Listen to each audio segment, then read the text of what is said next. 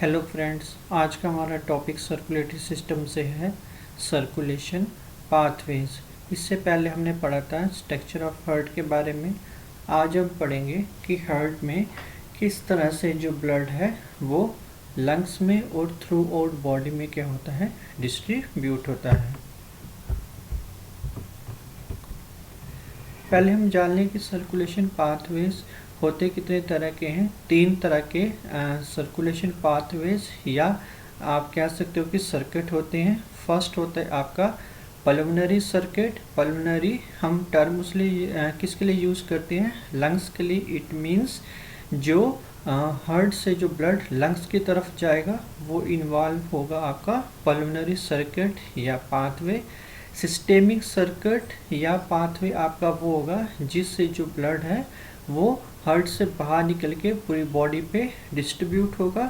और coronary circuit या pathway वो होगा जिससे हार्ट खुद अपने ही पार्ट के लिए ब्लड को क्या करेगा, पंप करेगा। फर्स्ट अब अगर हम बात करें पल्मोनरी सर्किट की, तो पल्मोनरी सर्किट क्या करता है, वो एलो करता है डीऑक्सीजनेटेड ब्लड को किसकी तरफ ट्रांसपोर्ट करेगा, किसकी तरफ, लंग्स की तरफ। किसके लिए, फॉर गैस एक्सचेंज। जैसे हमने पहले भी कहा था कि जो right side of the heart होता है वहाँ पे हमेशा प्रेजेंट होता है डीऑक्सीजनेटेड ब्लड, और जो लेफ्ट साइड होती है हार्ट की वहाँ पे हमेशा प्रेजेंट होता है ऑक्सीजनेटेड ब्लड। जैसे हमने स्ट्रक्चर में भी बात की थी कि थ्रू आउट बॉडी में जितना भी डीऑक्सीजनेटेड ब्लड होगा वो हमारे राइट आरिकल वाले पार्ट पे क्या होगा, कलेक्ट होना शुरू हो जाएगा। तो पल्मोनरी सर्किट क्या करेगी, जितना भी आपका राइट आरिकल से डीऑक्सीजनेटेड ब्लड आएगा जो कौन कलेक्ट करता है, सुपीरियर वेना कवा और इंफीरियर वेना कवा, वो फिर वहाँ से राइट आरिकल से पंप करेंगे उस ब्लड को टुवर्ड्स द राइट वेंट्रिकल।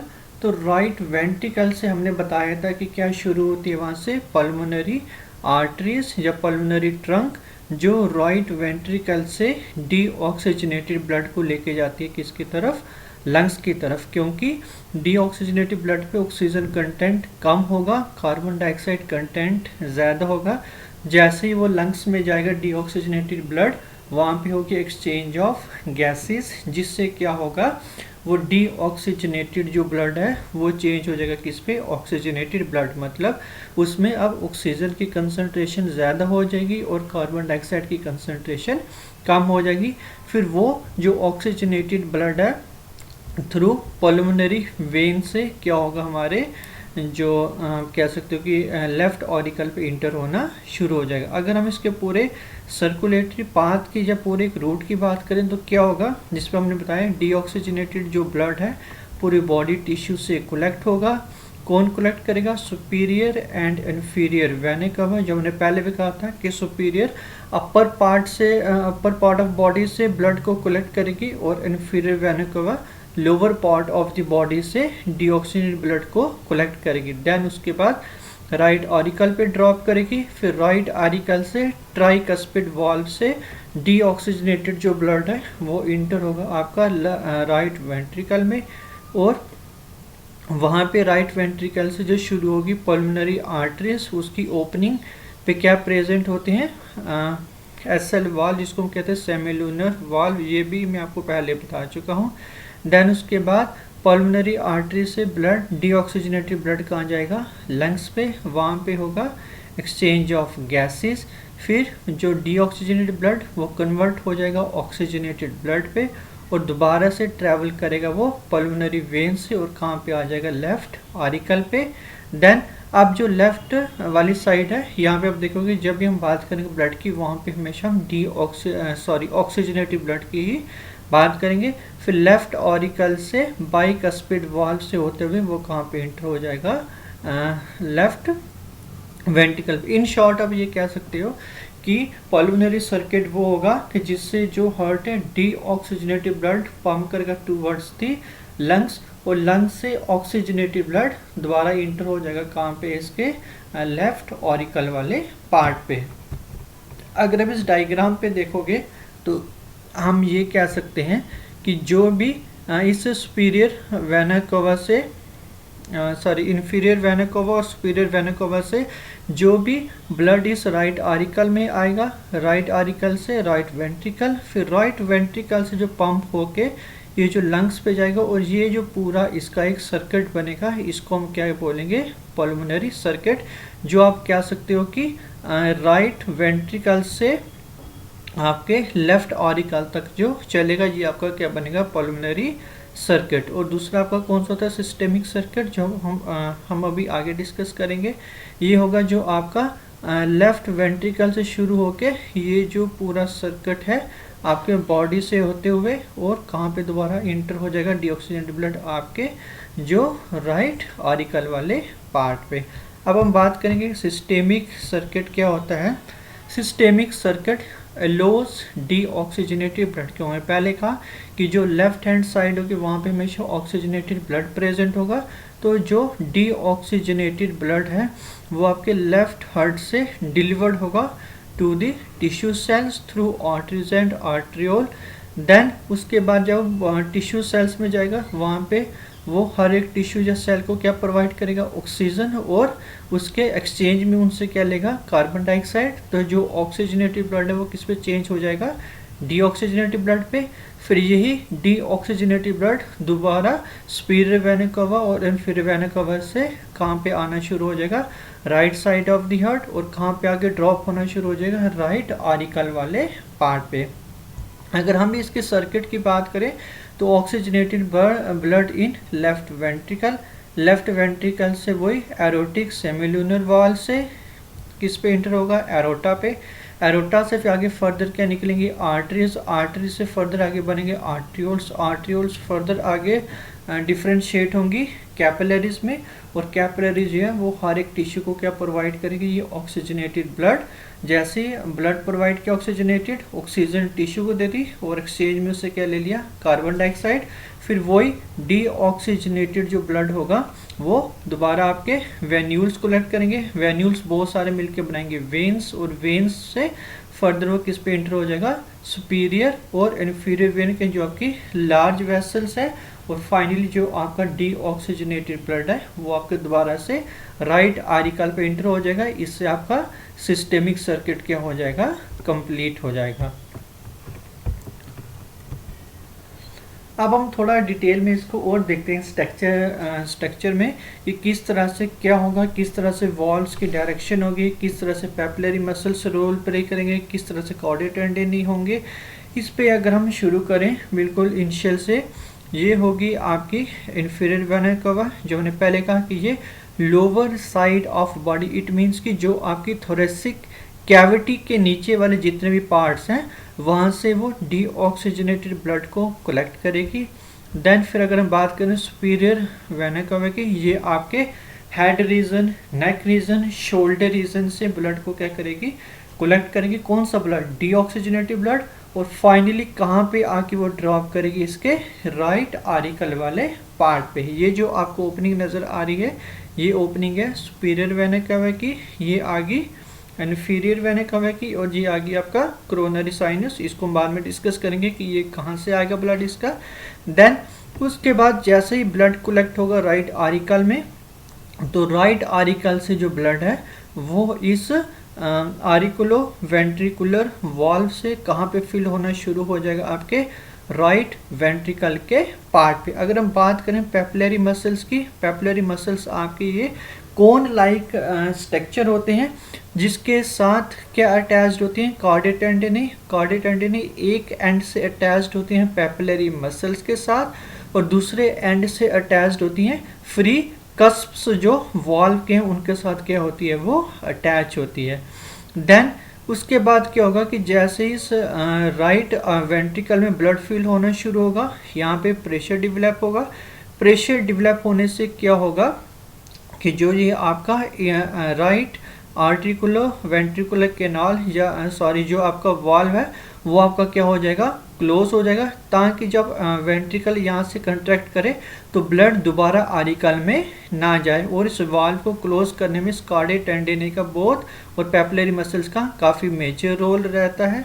जैसे ही ये वाला वाल्व क्लोज होगा प्रेशर इंक्रीज होगा, वेंट्रिकल में, तो प्रेशर इंक्रीज होने से जो ये आपका सेमी ल्यूनर वॉल है पल्मोनरी आर्टरीज का, ये ओपन हो जाएगा। तो सारे का सारा ब्लड यहाँ से इंटर होके आपके लंग्स की तरफ क्या होगा, चला जाएगा। और राइट लंग्स पे दो इस तरह से एक पेयर बन जाएगा, मतलब 2 पल्मोनरी आर्टरीज बन जाएंगी, और लेफ्ट में भी इस तरह से 2 पल्मोनरी आर्टरीज बन जाएंगी। फिर वहाँ से जो भी आपका डीऑक्सीजनेटेड ब्लड गया आपके लंग्स पे, वहाँ पे एक्सचेंज ऑफ गैसेज होंगी। तो राइट साइड की पल्मोनरी वेन्स और लेफ्ट वाले साइड की पल्मोनरी वेन्स उस ऑक्सीजनेटेड ब्लड को आपके लेफ्ट ऑरिकल पे ले आएंगी। ये आ जाएंगी इनकी ओपनिंग्स, ये होंगी लेफ्ट पल्मोनरी वेन्स की ओपनिंग, और ये होंगी आपकी राइट पल्मोनरी वेन्स की ओपनिंग। फिर उसके बाद क्या होगा, जितना भी आपका ऑक्सीजनेटेड ब्लड यहाँ पे कलेक्ट हुआ लेफ्ट ऑर्ट्रियम के पार्ट पे, यहाँ से वो बाइकस्पिड वाल्व से होते हुए कहाँ पे इंटर हो जाएगा, आपके लेफ्ट वेंट्रिकल के पार्ट पे। सेम वही, फिर जब यहाँ पे भी कंट्रक्शन होगा, तो कंट्रक्शन होने से पहले क्या होगा कि जो आपके ये एवी वॉल्व हैं लेफ्ट साइड के, ये क्लोज हो जाएंगे। देन उसके बाद जो यहाँ पे प्रेशर इंक्रीज होगा, वो प्रेशर इंक्रीज होने से क्या होगा कि जो आपके एरोटा वाले वॉल्व्स हैं सेमील्यूनर वॉल्व, वो ओपन हो जाएंगे। तो सारे का सारा ब्लड इस एरोटा से आपकी पूरी बॉडी पे क्या होगा, डिस्ट्रीब्यूट होना शुरू हो जाएगा। हार्ट से तो आपका एक ही एरोटा का स्ट्रक्चर निकलेगा, बट ये जैसे ही आगे यू टर्न लेगा, तो यू टर्न पे इसकी 3 डिफरेंट आर्टरीज की फॉर्मेशन होगी। ये भी आपके डिफरेंट पार्ट्स में ब्लड को ले जाएगी, और जैसे जैसे एरोटा आगे की तरफ जाना शुरू होगा, तो इसकी डिफरेंट ब्रांचेस हर एक आर्गन में जो होगी या टिश्यू में जो ब्लड होगा ऑक्सीजनेटेड ब्लड, उसको वो सप्लाई करना शुरू कर देगा। देन एक चीज़ बच्चों मैं आपको ये बता दूं कि जैसे मैंने आपको कहा कि ब्लड पहले कहाँ पे आया, राइट आर्टरी में आया, देन उसके बाद फिर कहाँ गया, राइट वेंट्रिकल में, फिर वहाँ से लंग्स में गया, फिर लंग्स से आ गया आपका लेफ्ट आर्टरियम पे, देन लेफ्ट वेंट्रिकल में। ब्लड की सर्कुलेशन तो इसी तरह से होगी, बट कभी भी ऐसा नहीं है कि सबसे पहले राइट आर्टरी में कंट्रैक्ट करेगा, कंट्रैक्ट होने से ब्लड आ जाएगा आपका राइट वेंट्रिकल में, फिर राइट वेंट्रिकल कंट्रैक्ट करेगा तो ब्लड चला जाएगा आपका लंग्स पे, फिर लंग्स से आ जाएगा आपका लेफ्ट आर्टरी में, और लेफ्ट आर्टरी में जब कंट्रैक्ट करेगा तो चला जाएगा लेफ्ट वेंट्रिकल में। एक चीज़ का ध्यान रखना, ये कभी भी चारों चैम्बर इंडिपेंडेंटली जब 1 बाय 1 करके कंट्रैक्ट नहीं करते।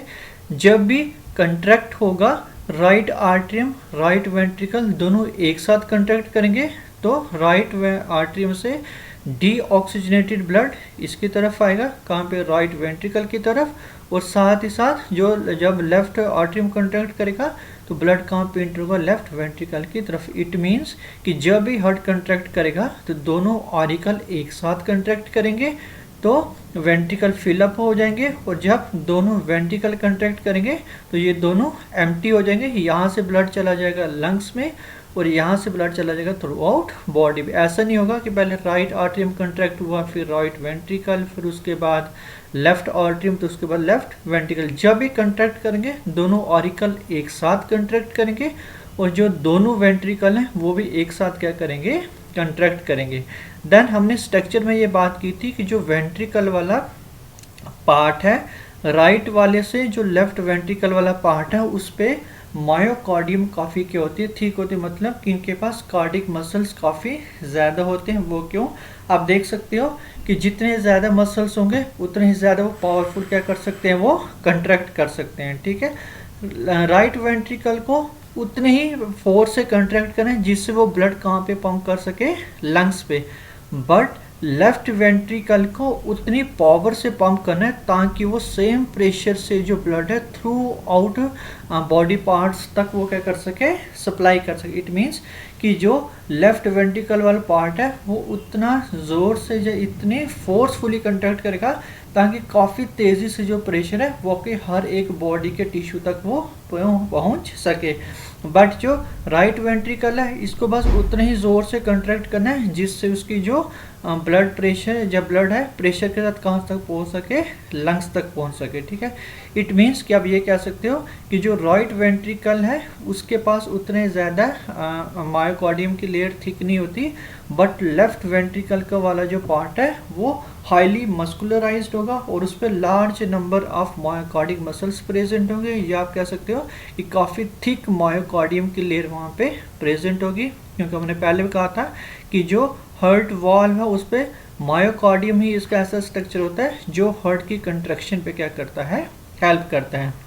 देन एक बात मैं आपको और बता दूं, जब मैंने कहा कि राइट वेंट्रिकल जब कंट्रैक्ट करेगा तो इसके सेमिलुनर वॉल ओपन होंगे तो ब्लड जो होगा वो यहाँ से लंग्स पे इंटर हो जाएगा, बट ये चांसेस भी तो रह सकते हैं कि यहाँ से जब प्रेशर ड्रॉप हो तो ब्लड दोबारा से लंग्स से इस राइट वेंट्रिकल पे आना शुरू हो जाए, बट ऐसा नहीं होगा। क्यों? क्योंकि ये जो फ्लैप आपको ऊपर के नज़र आ रहे हैं, फिर ये फ्लैप एकदम से डाउन हो जाएंगे, इस ओपनिंग को क्लोज कर देंगे, जिससे जो ब्लड है कभी बैक फ्लो में लंग्स से दोबारा या इस पल्मोनरी ट्रंक से दोबारा इस राइट वेंट्रिकल पे ना वापस आ जाए। सेम उसी तरह से जब यहाँ राइट वेंट्रिकल से ब्लड पंप करेगा काफ़ी हाई प्रेशर से इस एरोटा में, तो ये वाल्व आगे की तरफ ओपन होंगे और जैसे यहाँ से प्रेशर ड्रॉप होना शुरू होगा तो हो सकता है कि ब्लड दोबारा बैक फ्लो हो, तो इस कंडीशन पे क्या होगा, ये भी एरोटिक सेमिलुनर वाल्व क्लोज हो जाएंगे, जिससे जो ब्लड है दोबारा बैक फ्लो से एरोटा से राइट वेंट्रिकल पे इंटर ना हो जाए। इसलिए जो हमने पहले कहा था कि जो भी वाल्व इन आर्टरीज में प्रेजेंट है, जो वेन्स में प्रेजेंट है, उनका यही फंक्शन रहता है कि वो फ्लो को उसके डायरेक्शन के अकॉर्डिंग क्या कर सके, कंट्रोल कर सके। तो इसलिए जो हार्ट वाल्व हैं ये काफ़ी इम्पॉर्टेंट रोल प्ले करते हैं ब्लड को एक पर्टिकुलर डायरेक्शन में फ्लो करने के लिए और उनके बैक फ्लो को रोकने के लिए। तो ये था बच्चे आपका सर्कुलेटरी पार्ट, जिस पे हमने पल्मोनरी सर्किट, सिस्टेमिक सर्किट के बारे में बात की। अब लास्ट में आपका आ जाता है कोरोनरी सर्किट। एक तरफ से हमने ये कहा कि जो हार्ट है वो लेफ्ट वेंट्रिकल पार्ट से जब पंप करेगा तो पूरी बॉडी पे ब्लड को वो क्या करेगा, डिस्ट्रीब्यूट करेगा। बट आपको ये भी पता होना चाहिए कि हार्ट को भी फंक्शन परफॉर्म करने के लिए किसकी ज़रूरत है, ब्लड की, मतलब ऑक्सीजन और न्यूट्रिएंट की। तो हार्ट जब एक साइड से मतलब कि एक साइड से पूरी बॉडी को ब्लड सप्लाई करे, दूसरी तरफ से जो कोरोनरी आर्टरी या कोरोनरी सर्किट है, तो ये ऐसा सर्किट होगा जो हार्ट जब ब्लड को पंप करेगा तो हार्ट वाले पार्ट को ही वो क्या करेगा, ब्लड सप्लाई करेगा। इट मीन्स कि कोरोनरी सर्किट है वो क्या एलो करेगा, ऑक्सीजनेटेड ब्लड किसको, कार्डिक मसल सेल्स को, और वो कहाँ प्रेजेंट है, आपके हार्ट वाल पे। जब उसने मसल्स या टिश्यूज़ को क्या प्रोवाइड किया ऑक्सीजनेटेड, वहाँ पे भी सेम वही टिश्यू की तरह क्या होगी, exchange of gases, oxygenated blood change हो जाएगा डीऑक्सीजनेटेड ब्लड पे। देन वही डीऑक्सीजनेटेड ब्लड दोबारा से कहाँ पे ओपन हो जाएगा, आपके राइट आरिकल में, जो हमने पहले दिखाया था कि ये जो एक स्ट्रक्चर आपका बना हुआ है ये कोरोनरी साइनस, ये वो ओपनिंग होगी जो सर्कुलेटरी सर्किट से डीऑक्सीजनेटेड ब्लड को हार्ट से कलेक्ट करके दोबारा इस ओपनिंग से राइट आर्टरी पे उसको फिल करना शुरू कर देगी। देन अगर इसके भी हम सर्कुलेटरी पाथ की बात करें कि किस तरह से होगा, oxygenated blood in left ventricle, जो हमने पहले कहा। फिर जब लेफ्ट वेंट्रिकल पंप करेगा तो एरोटिक सेमिलुनर वॉल से इंटर हो जाएगा वो एरोटा में। एरोटा से जब हमने कहा था कि हार्ट से तो एक ही ब्रांच निकलती है एरोटा की, बट जैसे जैसे वो हार्ट से दूर होना शुरू होती है तो वहाँ से अलग अलग आर्टरीज की ब्रांचेस निकलना शुरू होंगी और वो हर एक रिस्पेक्टिवली आर्गन को क्या प्रोवाइड करेंगी, ऑक्सीजनेटेड ब्लड। उसी में से एक ब्रांच निकलेगी कोरोनरी आर्टरीज की, फिर फर्दर डिवाइडेड होगी आर्ट्रियोल्स में, और आर्ट्रियोल्स से आगे बनेंगे कैपिलरीज, और कैपिलरीज मायोकार्डियम पे क्या प्रोवाइड करेंगी, ऑक्सीजनेटेड ब्लड। फिर वहाँ पे होगा गैस एक्सचेंज, गैस एक्सचेंज से ऑक्सीजनेटेड ब्लड चेंज हो जाएगा डीऑक्सीजनेटेड ब्लड पे, उसको कलेक्ट करेगा दोबारा से वेन्यूल्स, वेन्यूल्स बनाएंगे फिर कार्डिक वेन, कार्डिक वेन फिर कोरोनरी साइनस से ओपन हो जाएगी कहाँ पे, राइट आरिकल में या राइट आर्टरी पे। इस तरह से जो आपका कोर्स ऑफ सर्कुलेशन है या सर्कुलेटरी पाथ है वो क्या हो जाएगा, कंप्लीट हो जाएगा। तो आज हमने डिस्कस किया पल्मोनरी सर्किट के बारे में, सिस्टेमिक सर्किट के बारे में और कोरोनरी सर्किट के बारे में। अगर आपको वीडियो ये पसंद आया हो प्लीज़ इसको लाइक और शेयर करें और चैनल को सब्सक्राइब करें।